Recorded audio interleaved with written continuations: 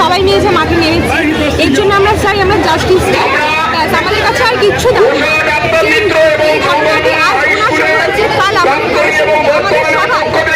বাইরের বাইরে অনেক ভাই বোন আছে যারা বাইরে পড়াশোনা করে, রাতে টিউশন করে তারপর বাড়ি ফেরে, তারপর আমরা শুধু কিছু এই যে নিরাপত্তা চাই।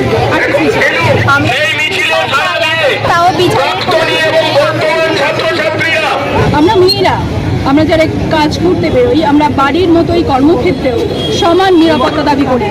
যে বিচার চলছে সেই বিচার যাতে সঠিক পথে ধাবিত হয় এবং যে অন্যায় ঘটে গেছে সেই অন্যায়ের সঙ্গে জড়িত সমস্ত দোষী যাতে শাস্তি পায়।